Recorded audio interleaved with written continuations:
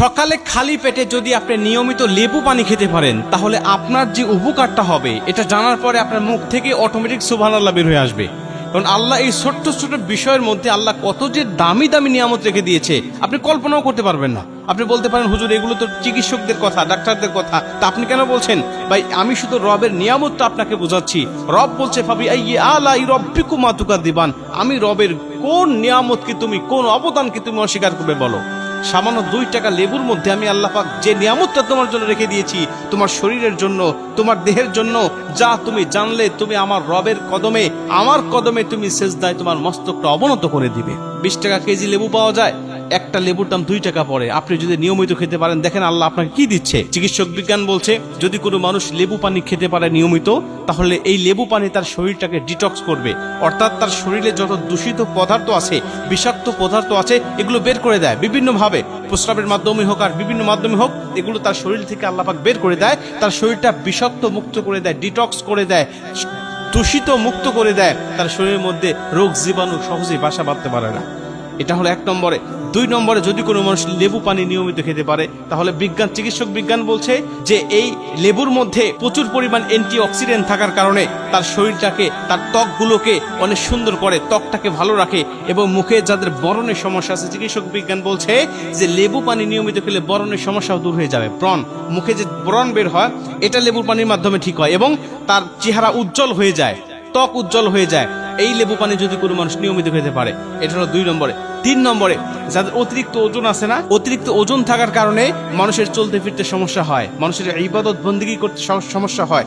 এর জন্য যদি কোনো মানুষ লেবু পানি নিয়মিত খেতে পারে তাহলে তার শরীরে মেটাবলিজমটাকে বাড়িয়ে দিয়ে তার শরীরের অতিরিক্ত মেদ চর্বিগুলোকে এগুলো ম্লান করে দেয়, এগুলোকে ঝরিয়ে দেয়। আল্লাহ পাক তার শরীরটাকে অতিরিক্ত ওজন থেকে হেফাজত করে লেবুর মাধ্যমে।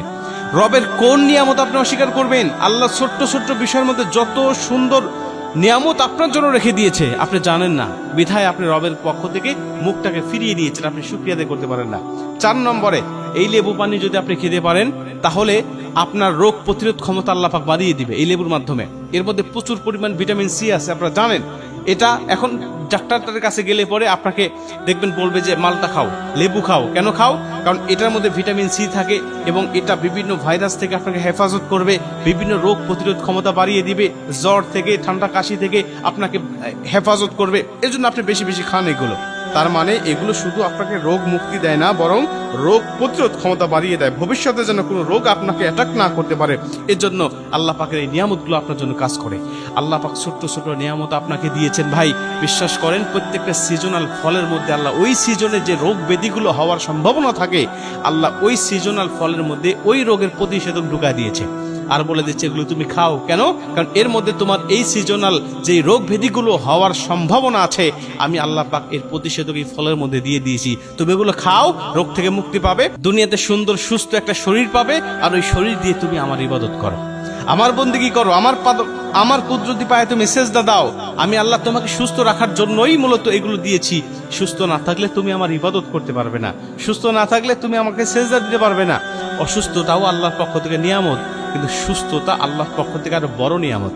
কারণ অসুস্থ হলে মানুষ রবকে স্মরণ করে, রবের কথা স্মরণ করে, বিধায় এটা একটা নিয়ামত। কিন্তু সুস্থ থাকলে রবকে সন্তুষ্ট করার মতো আরো হাজারো ইবাদত বান্দাকে করতে পারে।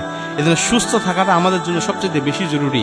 অসুস্থ হলে আপনি শেফা গ্রহণ করবেন, কোরআন থেকে, হাদিস থেকে, আল্লাহ পাক যেভাবে দিয়েছেন এগুলো থেকে নিবেন, ডাক্তারের কাছে যাবেন, গিয়ে আপনি দ্রুত সুস্থ হয়ে যাবেন। কারণ অসুস্থ হলে আপনি রবের ইবাদত করতে পারবেন না, রবকে সন্তুষ্ট করতে পারবেন না। প্রিয় ভাইরা আমার, এজন্য রবের নিয়ামত কখনো অস্বীকার করা যাবে না। আল্লাহ বলছেন ফাবি আইয়ি আলা রব্বিকুমা তুকাদ্দিবান, তুমি আমার কোন রব, তুমি আমার কোন নিয়ামতকে অস্বীকার করবে বলো? আমি আল্লাহ পাক তোমার জন্য এত এত নিয়ামত রেখে দিয়েছি শুধুমাত্র তোমাকে দুনিয়াতে ভালো রাখার জন্য, যেন তুমি আমার ইবাদত আর গোলামিটা নিয়মিত করতে পারো।